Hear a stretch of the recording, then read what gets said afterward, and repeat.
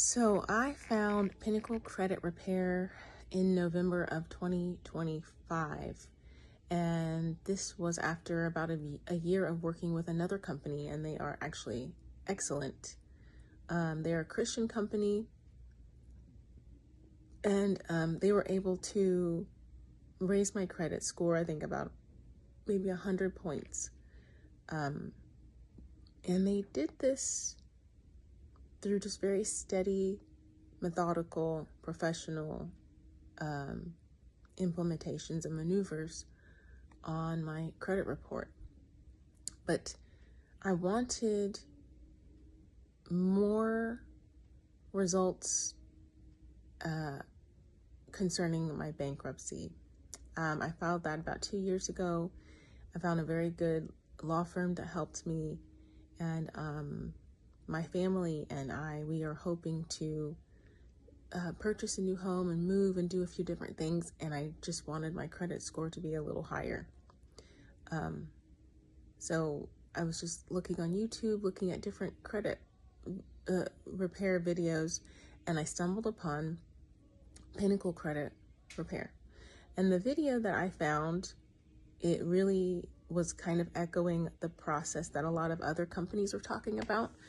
And it was presented in such a logical and competent and professional and calm manner. And I just thought, oh, this person seems trustworthy and knowledgeable. And maybe I'll reach out to the owner and consult with him and see if he's willing to work with me. And I'm not super wealthy at all. So when I did schedule a consultation with him at first, and his name is Andre Nguyen, or Andrew or Andre, I'm not sure. But he responded to my text messages very quickly. He was very responsive. I think it was like 3 a.m. or 1 a.m. maybe. And I had scheduled a consultation for 3 a.m. my time, so I'm assuming he was at a very different time zone. And our text message that morning was very quick. He was just like, okay, this is what we do. I told him a little bit about myself. I asked him, actually I didn't ask him for payment plans at all until after he offered he offered some type of program. I'll have to pull up the text messages. So the initial payment was $199, and then after that it was going to be $99 per month. And I was like, okay, that seems reasonable. I was paying something similar with my other company for about a year almost, and they really did give me good results. So I was used to being patient. I know that credit repair doesn't happen overnight, and he didn't promise overnight results, and I never asked for overnight results or quick results. So I was able to pay him that $149 that first night. I think it was $199, sorry, not $149, that first night. And then I just ended our text messaging consultation and forgot about it for a couple of weeks. I think I started to feel uneasy about the whole work relationship between me and Andrew after I subscribed to his YouTube channel and I started watching some of his other videos, because I only saw the one video that was very professional and competent looking, and he looked very calm. He looked very emotionally stable. He looked objective in his approach to his clients. He seemed compassionate, and I assumed from some of the other videos that he made, some comments on his website, that he was sympathetic to the people he's trying to help, because he said that he said basically that he's very proud of the work he does to help people and that he gets good results and improves people's lives. And so he was saying things like this in his comments, and I just assumed that he really meant it. Like he really enjoyed doing this work and was proud of helping others, because basically when you're repairing people's credit, you can improve their lives so much from that. But as I was watching his other videos and some of his shorts, I started noticing that he used some foul language, that his attitude was kind of arrogant. And I don't want to judge his character. I'm just going off of what I observed, what I could see. And I started to feel uneasy because he hadn't been rude with me. I thought it was a little unprofessional to say some of the things that he said in the text message, the initial text message, but I brushed that off as just being, it's very late where he is, or it was very late where I am, and I felt like I needed urgent assistance with this bankruptcy, so I wasn't paying too much attention to that. Yes, so I noticed some of his language in some of his videos, which I completely, as a believer in Jesus Christ, I don't tolerate that kind of behavior in myself. I don't curse ever with other people. I don't use foul language. I don't talk down to people. I try not to be arrogant and proud.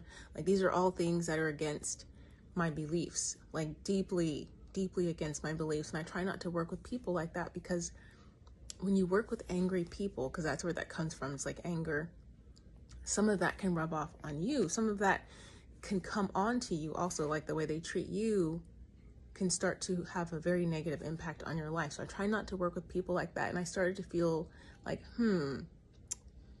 I might need to pull back or find a different company. So I reached out to him and I asked him, I think this was like a month. It was a month. So a whole month had gone by and I really wasn't following his YouTube closely, but I sent him a text message and I was like, hey, are there any updates on my account? What have you done on my behalf so far on working on this bankruptcy? And he sent me a really short reply and basically said, just be patient. This takes time. And I was like, okay, whatever. Because I really wasn't concerned at that point. I was just having little red flags. I wouldn't say little red flags, like little yellow flags. So another month went by and I started to become very alarmed about his character, because I didn't watch just his videos or his shorts. I started to look at his community posts. Like, you can now put posts, text post on your YouTube channel. And I have my own YouTube channel as well. And I make videos about Jesus, basically, and about my experiences with God and my testimony and things like that, and where I used to be and how far I've come, because he changed my life. So I'm used to all the different parts of a YouTube channel, and I started looking at his posts and I really became disgusted with what I saw at that point. He was making posts about people, talking down about them, criticizing people with bad credit, calling them such bad names, talking about them in such derogatory terms, like stuff that I just assume, like, if he talks like that publicly, I can't imagine how he thinks in here, how he treats other people when they really upset him, when they're really vulnerable to him. Like, if he's the one that can see all your information and you get into a position where you're really dependent on him, I can't imagine how he would treat you. So these things really made me feel in my gut, like just deep down, like I don't want to work with this person anymore. Like, I don't feel comfortable. I gave him all of my information. So at that point I was like, is this a scam? Because the last thing I need right now is for someone to go and tear up all of my credit and use my identity or something, or start selling my information. And I kind of was kicking myself because I was like, why didn't I take more time? Why was I so hasty in choosing this company? Because I should have read some reviews. I should have done a little more research, because this is such important information that you're giving out. And so I was regretting that, and I reached out to him and I said, hey, I don't want to work with you anymore. I'd like to cancel my contract with you. And I think after that, I put my phone down, and it was like around evening time, and I went to bed. And in the morning, I saw he sent a text message, and he said, hey, can I call you, or would you like to hop on a call with me, or something like that. And I thought about it, and I was like, maybe I should give him a chance to, I don't know, explain those disgusting posts that I saw, the foul language and all these things, because when you're working with people who have low credit, like, they're already in a emotionally vulnerable position. To kick people when they're down is a really disgusting thing to do. But I was like, well, let me see what he has to say about himself. So I called him, and surprisingly, he was very polite. He was very calm, very reassuring. He was trying to comfort me, because I told him, like, hey, those posts really sent me into a spiral, like emotionally, a really crazy spiral. And I don't want to be in that kind of position where I'm doubting the character of the person that I'm working with. I don't like to work with people that are like that. Abusive is the word, because I've been in abusive situations before. I've been through trauma. I used to have PTSD from being in the military, some situations there, and I've been to Afghanistan. I've been in rough and stressful situations, and I'm coming out of that, and I don't need any of that energy in my life anymore. And God is healing me from that. And I basically explained that to him, and he started saying things like, oh yeah, I work with a lot of veterans. I work with a lot of evangelicals. I've studied the Quran, I've studied Buddhism and all this, I respect everyone's beliefs and da-da-da. And I was like, oh, he sounds very open to my beliefs, and he seems like he's willing to respect me, at least. And I told him my concerns about the post that he made, and how it was very off-putting to see him talking about people like that. He was talking about veterans. He was talking about people with bad credit, like how they're untrustworthy. And he said some other things, which were just it was so crazy to talk about your clients like that, past clients or present clients or future clients. So I mentioned that to him. He's like, oh yeah, well, I made these posts about a specific person, who's been harassing me, and, I'm just trying to be aggressive about it. It's a whole case with the FBI. Like, he literally said the FBI was investigating it. And I was like, wow, that sounds really serious. Interesting, But at the end of that conversation, because we went into a few different things, he just sounded so nice, so calm and nice, and reassuring. And he's like, yeah, no, I would never talk about you like that. I'm not talking about you. Those posts weren't about you. You don't need to worry about that. And I was like, okay, that's understandable. We all have run into bad characters that sometimes turn into harassers, or I know some businesses, sometimes they get into bad situations, and they have to put restraining orders on people. And YouTube can be a strange place. Sometimes people can have stalkers. So at the end of the conversation on the phone, I felt a little bit better about continuing my work with him, because he sounded so competent about his work. The problem wasn't my doubt in his ability to help me with the bankruptcy. The problem was his character. So I told him, yeah, I don't mind continuing working with you. So I paid him for another month, because that was around December 20th. And after I got off the phone, I still felt a little bit uneasy, because I felt like there were some things in the conversation where he just lied. But I wanted to I wanted to give him the benefit of the doubt. So I think I waited about a week. And after a week, I was like, hey, is there any updates, on any maneuvers or anything that you've done on my credit, or any disputes or anything? Like, do you have any updates on what you've done? Like, any prognosis? Like, can you really help me? What does my situation look like to you? Like, is it a good situation, or should I just wait it out, let the bankruptcy fall off? Basically is what I was asking. Like, it just seemed like a normal question to ask a company after a month, 2 months now, and a phone call, where the person is trying to make themselves sound so confident about the work that they do. And I just wanted to know a little bit about his process, So anyways, he replied and he's like, well, I'll make sure that I give you a report today. I'll send an email today. And by the end of the day, I'll have more information on what we've been doing, me and my team. And then he gave some more explanation about the delay. And he said, well, he's been on the holidays and he hasn't been working much because a lot of his team has been out and it's just him right now. So things are a little slow and he gets a lot of work and he's, doing all this by himself. And there's a lot of people he's taking care of.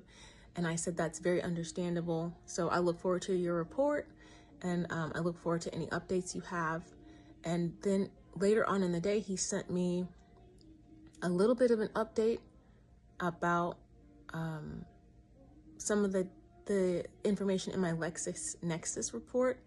And he also actually filed a few complaints through the CFPB for me.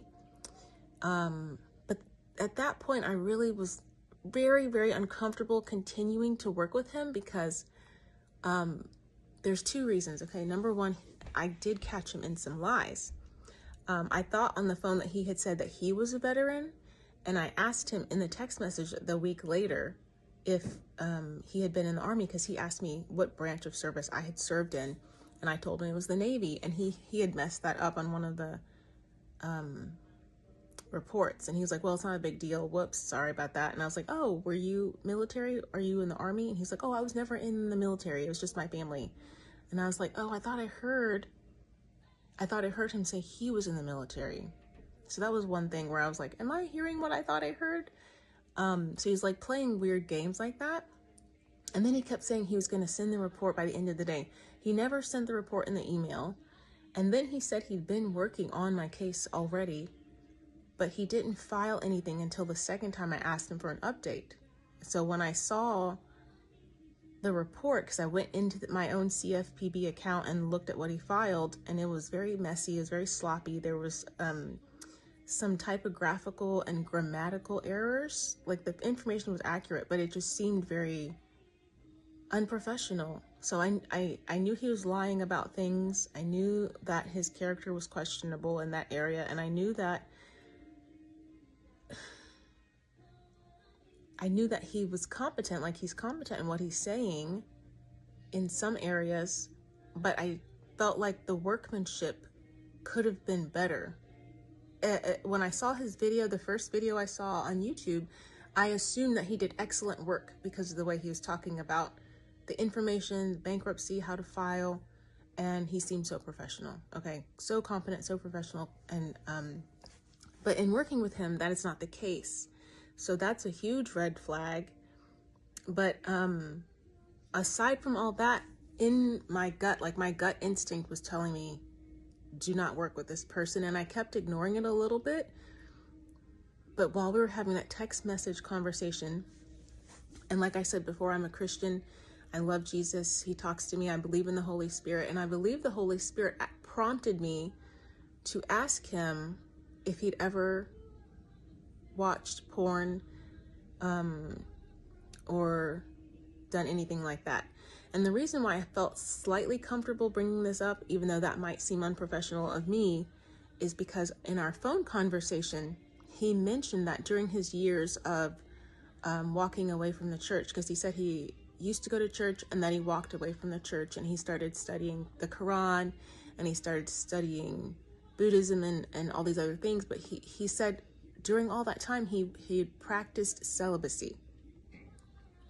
And I was like, oh, that's interesting. So on the phone call, he just sounded like a very personable, interesting, curious man, like just a curious person, open and curious and searching spiritually. So I felt comfortable asking him spiritual things. And at that moment, I felt led to ask him about if he watched porn at all.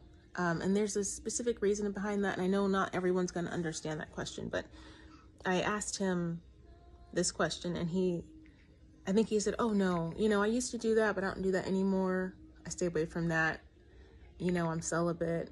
I haven't been in a relationship. And I was like, okay. And I was like, the reason why I mentioned the porn thing is because when people are involved in porn, they are opening spiritual doors to negative spiritual beings like demons, the enemy of our soul, Satan. And a lot of these, I did some research on this, but a lot of these women and men that are involved in this porn industry, they are trafficked, they are addicted to drugs, some of them are underage, and I don't like to get myself involved in that anymore. This is something that I struggled with when I was young, and God has freed me from that. There's a lot of spiritual bondage that can come in through this industry, through taking part in this industry. And I explained some of that to him, and he was like, oh, that's very interesting. There a lot of that's going on in Hollywood. And at that point in the conversation, I was just going to let it go because I felt like I did what the Holy Spirit asked me to do. I followed my gut, and I just wanted to make sure I wasn't working with somebody who had a problem in this area. I know that people struggle with different things, but I specifically do not want to work with somebody who is struggling with this, like knowing what I know about it and having been in the position where I used to struggle with it. I don't want to do that. I don't think that's a safe thing for me to do spiritually or professionally. So I felt like, okay, well, he's saying he doesn't do that. He used to. Fine, I'll let it go. But as I was about to move on to other things, like, what else have you done with my credit? And what time of the day do you think I'll have this report? He started talking about polygamy. And it seemed like his whole attitude really changed after I brought up this sensitive subject, and him bringing up polygamy out of nowhere was very off-putting because I don't know him like that.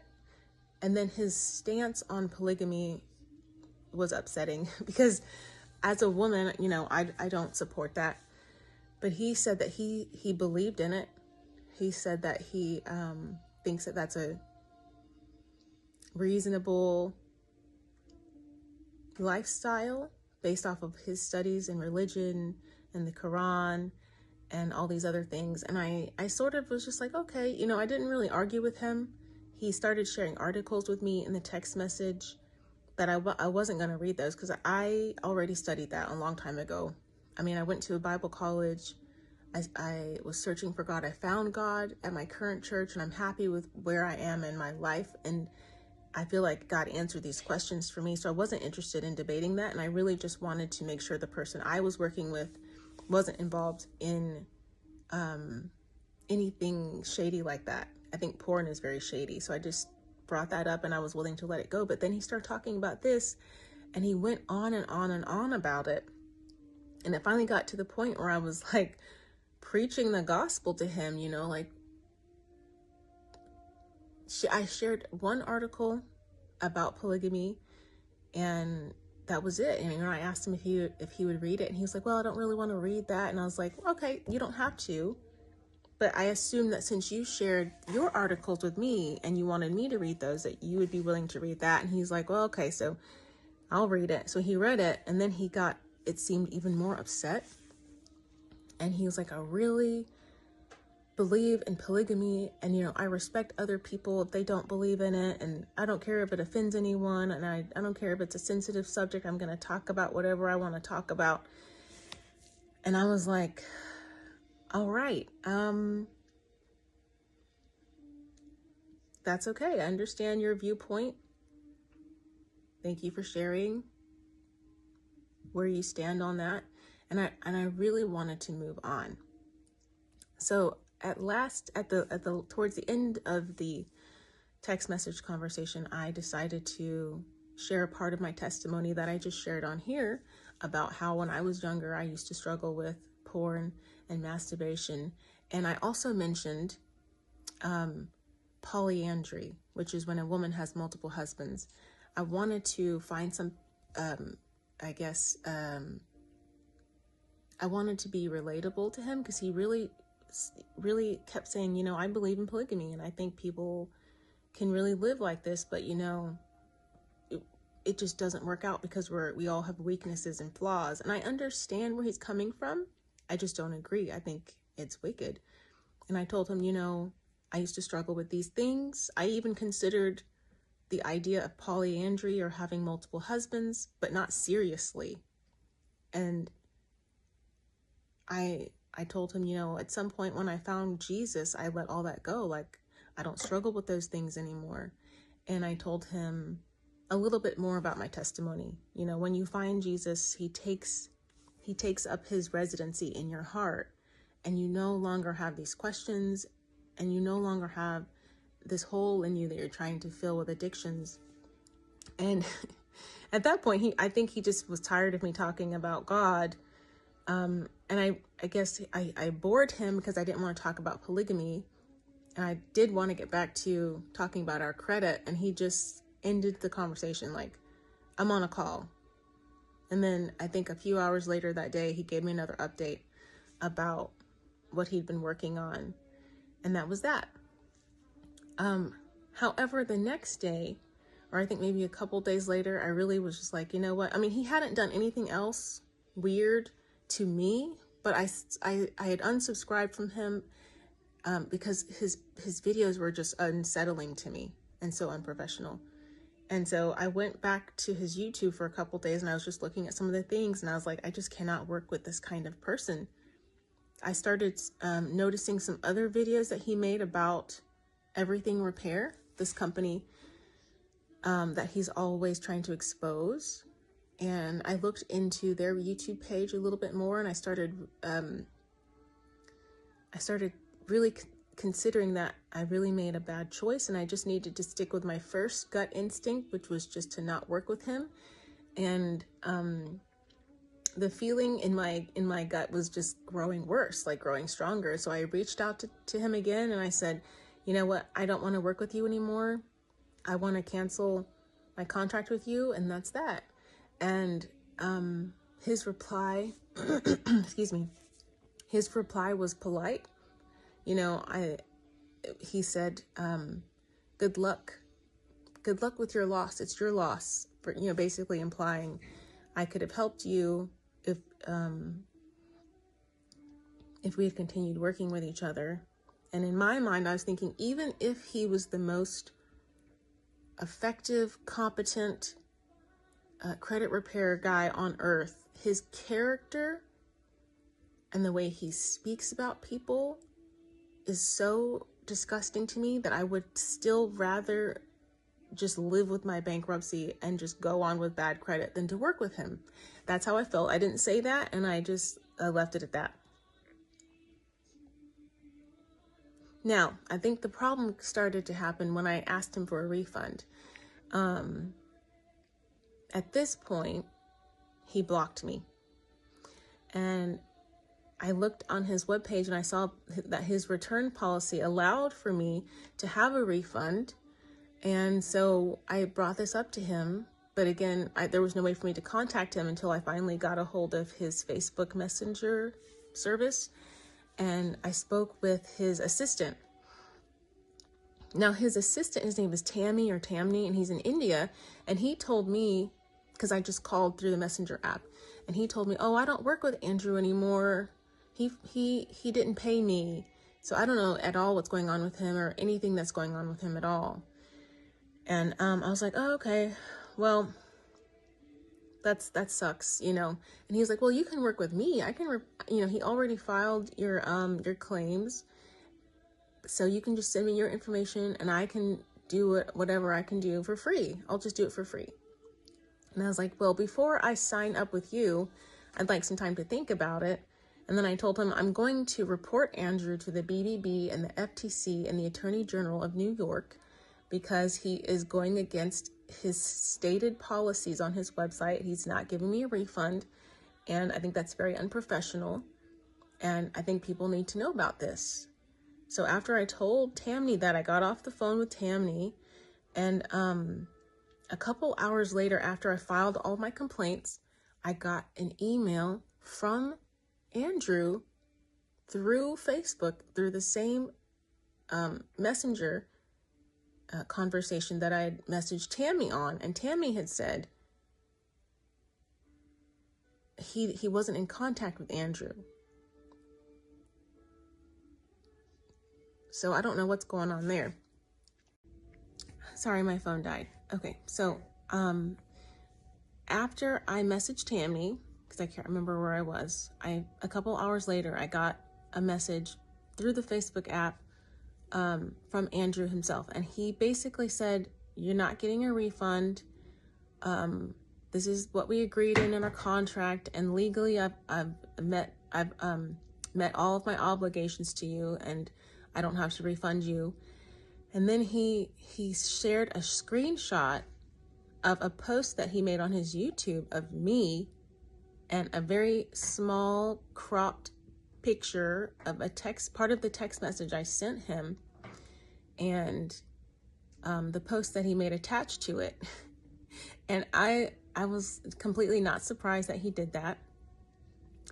And basically he painted me in a very bad light and like twisted my words and tried to make me appear to have said something that I did not say. And this is exactly what I saw him doing to other people. And so in doing so, he completely exposed himself, and I let him know that I took a screenshot of his YouTube post, and I told him, whatever you tell people on your YouTube channel in trying to shame me, like, you can't shame me. Like, I already told my testimony to the whole world. I already shared these things about myself on my own YouTube channel, about how I used to be struggling with these things and how God helped me overcome these things. And so I took a screenshot of the message he sent me. I took a screenshot of his YouTube post, and I told him, I think I told him just that, but I also had gone on TikTok a few days ago, and I saw some different posts from him. Hold on one second. Okay, so I had gone on TikTok, maybe even that day, like a few hours after I filed the BBB complaint, the FTC complaint, and the Attorney General complaint, and I saw Everything Repair's other videos about Andre on there.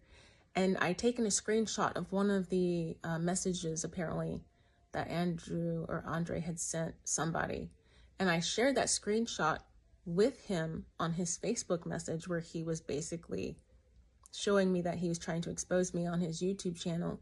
And I told him as well, I have saved our entire text message conversation, and I have screenshots of all of these things that you've done. And I told him, if you decide that you would like to refund me, I will amend and correct all of the reports that I filed with all of the agencies that I filed on your company. And after that, I actually decided to reach out to Everything Repair, because I was like feeling kind of distraught, like not upset that he had done these things, but sort of just like stressed out, just having to deal with someone like that, someone so toxic, someone who's acting so immature, someone who is willing to kick people when they're down. I'm not, thankfully, in a position where I'm down. I'm not down anymore. It's just more like I would like to speed up the process of getting this bankruptcy off of my file, because they just fall off after a few years. And so if I had been in a worse position, I don't know how he would have affected my mental state. You know, like, he had no concern for my well-being and the well-being of the other people that he's been exposing on his YouTube channel. Like, I know that there are probably desperate people reaching out to him who are in real need, and that just that makes me feel so bad that someone out there is just completely lying about who they are and taking advantage of people's trust for money, and also, I guess, just to like prop up their own insecurities. I don't know which one is worse, like to scam people out of their money, or to really do serious psychological damage to people who are depending on you to deliver something that you said you could deliver that you're not. And I think the only reason why he even did anything on my file is because I kept checking up on him once a month, just to see if there's any updates, you know, and that's completely reasonable. So as far as him being a scam, I would have to say, yeah, he's definitely scamming people, because he's going against his own stated policies, which I took a screenshot of his policy, his refund policy as well. And as far as I know, that's a scam, like deceptive practices in order to extract money from people and not deliver services promised. And I know he is not promising results. He's promising excellent service, and he's not delivering that. Nobody can guarantee results, specific results on credit repair. You can't. But the reason why I hired him is because he presented himself as excellent, that he was competent, that he was confident, that he was respectful, and he's none of those things.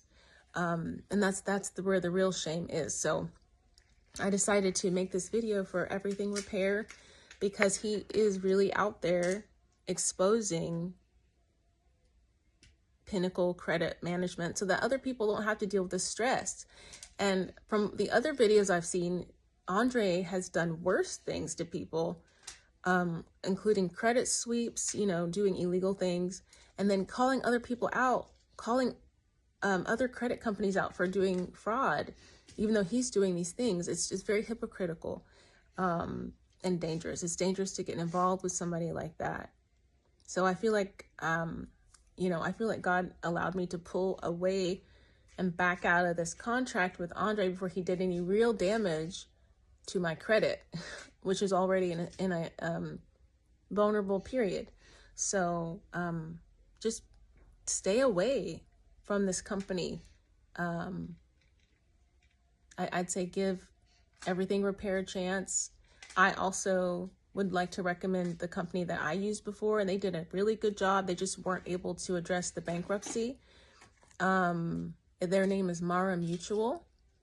They are a Christian company, so they do strive for excellence and honesty and integrity in all that they do. And that's the service that I was used to. That's what I expected. Not that Andrew said that he was a Christian or anything, but you don't have to be religious to have excellent integrity and ethics in your work, in your business, and how you practice. So that's my review of Pinnacle Credit. That's my review of Pinnacle Credit Repair and Pinnacle Credit Management. And that's, I guess, my warning to others to stay away. He's not safe. He's not honest. He's not excellent. He's not competent. He's not trustworthy. Be careful with this person, because it's not just about the credit repair. He could cause a lot of other problems for you in other ways. So thank you for listening, and have a good day. Have a blessed day.